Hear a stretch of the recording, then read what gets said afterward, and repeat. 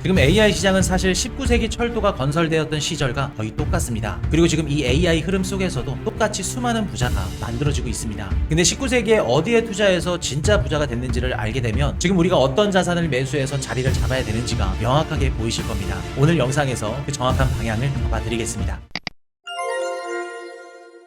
AI가 세상을 뒤바꿀 거란 얘기는 너무 많이 들으셨죠? 근데 정작 내가 이 흐름에 올라타고 있다는 느낌을 제대로 받고 계시는지는 의문입니다. AI 발전은 하루가 멀다 하고 빨라지는데 그게 우리의 실생활에서 돈을 벌어다 주는 것 같지는 않습니다. 19세기에 미국 대륙을 가로지르는 철도가 깔리던 시절에도 똑같은 일이 벌어졌는데요. 당시에도 모두가 철도라는 새로운 기술에 열광했지만 정작 그 흐름에서 진짜 부를 만드는 사람들은 따로 있었습니다. 사실 19세기 철도 시대와 지금 AI 시대를 나란히 놓고 보면 그 흐름이 너무나도 닮아 있어요. 기술혁명이 시작되고 거대 기업들이 피 터지게 경쟁하고 전 세계 자본이 한 영역으로 몰리는 모습, 그리고 그 한가운데서 누가 진짜 돈을 가져가는지를 결정짓는 구조 자체가 너무나도 똑같습니다. 이 두 시대를 겹쳐놓고 보면 지금 우리가 어디에 자리를 잡아야 되는지가 굉장히 명확하게 보인다는 겁니다. 많은 분들은 AI 시장이 처음 보는 새로운 흐름이라고 생각하지만 사실 시장의 본질은 100년이 지나도 거의 그대로 반복됩니다. 먼저 1860년대 미국으로 가볼게요. 당시 미국은 인류 역사상 가장 거대한 인프라 프로젝트를 시작합니다. 바로 대륙횡단 철도 건설인데요. 동부 뉴욕에서 서부 캘리포니아까지 약 3,000km에 이르는 거대한 철로를 까는 사업이었습니다. 그야말로 전국이 거대한 건설 현장이 된 시기였죠. 이 시기에 수많은 철도 회사들이 우후죽순처럼 생겨났습니다. 남북전쟁이 끝난 후 거의 모든 대형 철도 회사들이 반복적으로 파산하고요. 합병되고 다시 구조조정이 됐는데요. 피 터지는 경쟁 끝에 살아남은 회사들도 많은 부를 만들어냈지만 그 과정에서 망한 회사가 훨씬 더 많았습니다. 근데 정작 이 모든 혼란 속에서 리스크 없이 가장 큰 부를 쌓은 사람들은 따로 있었는데요. 세 부류의 사람들이었습니다. 첫 번째는 강철을 공급한 사람들이었습니다. 앤드류 카네기가 대표적이죠. 카네기는 처음 철도회사 직원으로 시작했지만 곧 강철 사업으로 방향을 틀었습니다. 그 이유가 명확해요. 누가 철도 경쟁에서 이기든 상관없이 모든 회사가 반드시 강철을 사야 된다는 사실을 알고 있었던 겁니다. 결과적으로 카네기는 19세기 말 미국에서 가장 부유한 사람 중에 한 명이 됐죠.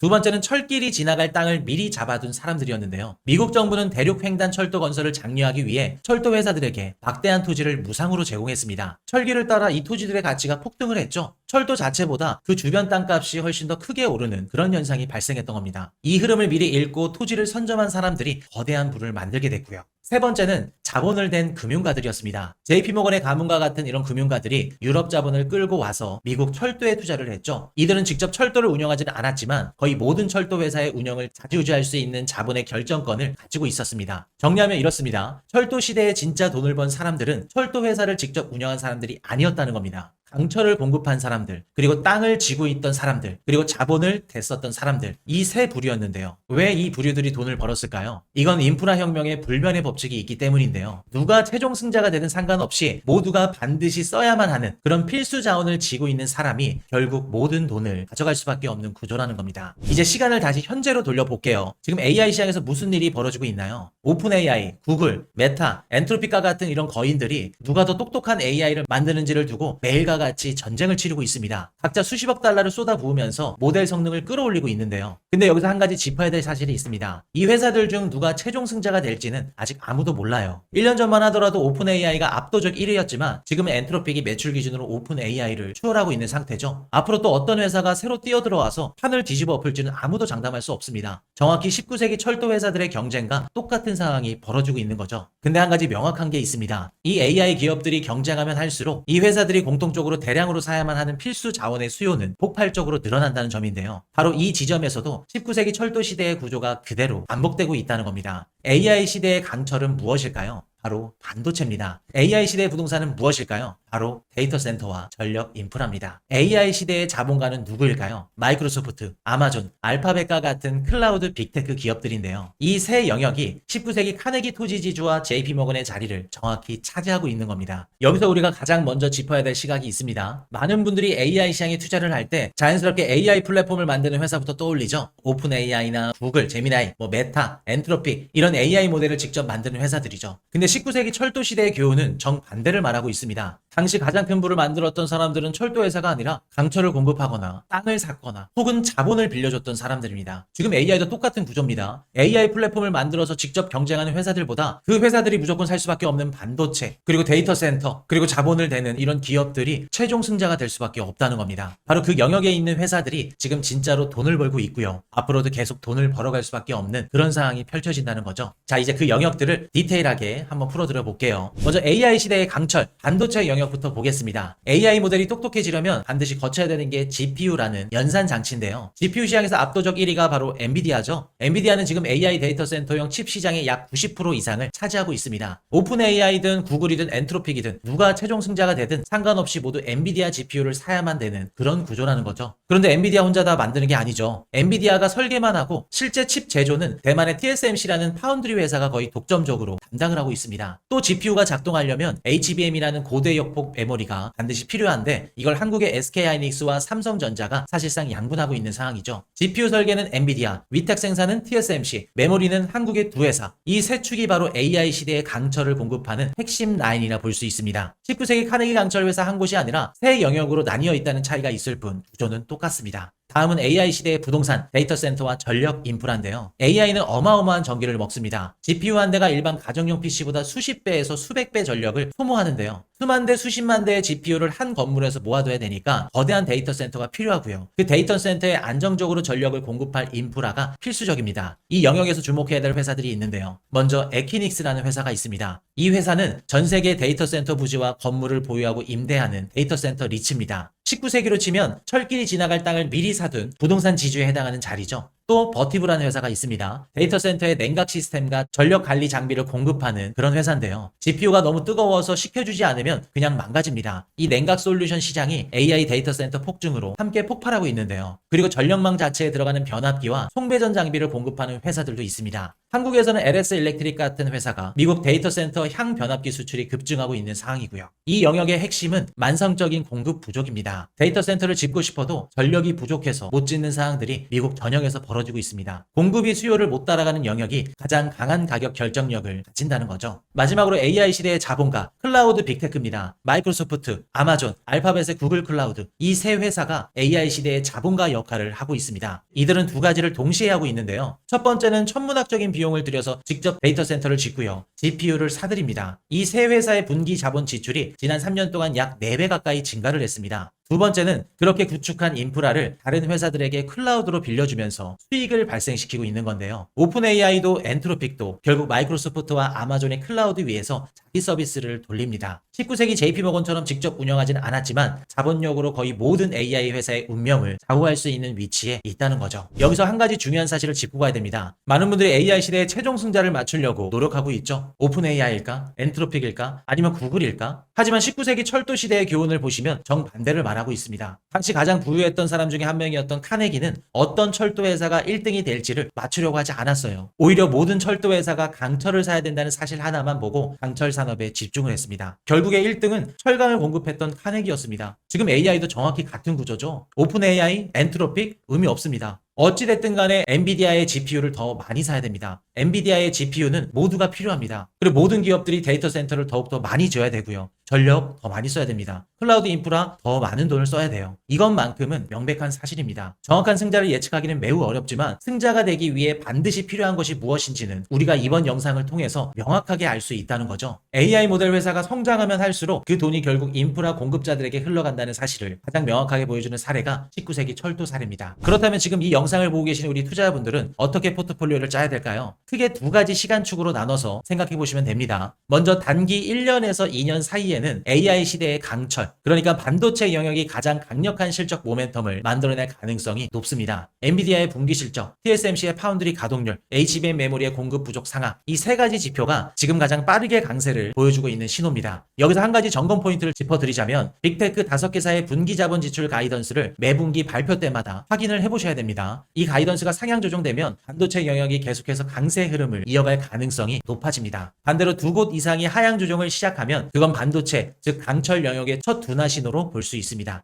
다음은 중장기 3년 이상의 관점인데요. 여기서는 시야를 부동산 영역으로 넓히셔야 됩니다. 왜냐하면 지금 데이터 센터의 공급이 수요를 못 따라갑니다. 미국 전역에서 전력 부족 때문에 데이터 센터 신규 건설이 막혀있는 곳들이 점점 늘어나고 있죠. 이 만성적인 공급 부족이 데이터 센터 리츠, 전력망 장비, 냉각 솔루션 회사들의 가격 경쟁력을 매년 더 강력하게 만들고 있는데요. 시장의 시선이 반도체에 집중되어 있는 자금이 한 발 앞서서 부동산 영역으로 시야를 좀 더 넓혀야 될 필요성이 있다는 걸 의미합니다. 자, 오늘 다룬 내용들을 한번 정리해 볼게요. 19세기 미국 대륙 횡단 철도 시대에 진짜 부를 만든 사람들은 철도 회사를 직접 운영한 사람들이 아니었습니다. 누가 최종 승자가 되든 상관없이 모두가 반드시 써야 하는 필수 자원들을 공급했었던 사람들이 모든 돈을 가져갔죠. 지금 AI 시대도 정확히 같은 구조가 펼쳐지고 있습니다. 단기적으로는 강철에 해당하는 반도체 라인이 가장 빠른 실적 모멘텀을 만들어내고 있고요. 중장기적으로는 만성적인 공급 부족이 예고된 데이터 센터와 전력 인프라가 가장 강한 위치에 있을 가능성이 높습니다. 여러분들에게 한 가지 시각을 좀 드리고 싶어요. 19세기 골드러시 시대에 진짜 부자가 됐던 사람들은 금강에서 금을 직접 캔 사람들이 아니었습니다. 금을 캐러 모여든 광부들에게 단단한 청바지와 곡괭이 그리고 식량을 판매했던 사람들이었는데요. 우리가 알고 있는 리바이스 청바지, 이때부터 성장을 해왔던 기업이죠. 어떤 회사가 가장 금을 많이 캘지 맞출 필요가 전혀 없었어요. 모든 광부가 청바지를 사야 된다는 사실, 이거 하나만 알면 충분했던 겁니다. AI 시대의 청바지와 곡괭이가 무엇인지 오늘 그 영상에서 답을 찾으셨으면 합니다. 저희 공식 텔레그램 채널에서 각종 유료 자료와 학습 자료를 무료로 제공해드리고 있죠. 채널 입장은 기간이 지나면 제한될 수 있으니까 고정 댓글란 확인하시고 미리 입장하셔서 자료들 받아가시면 되겠습니다. 오늘도 영상이 도움이 되셨다면 구독과 좋아요 부탁드리고요. 지금까지 코슈 경제 채널이었습니다.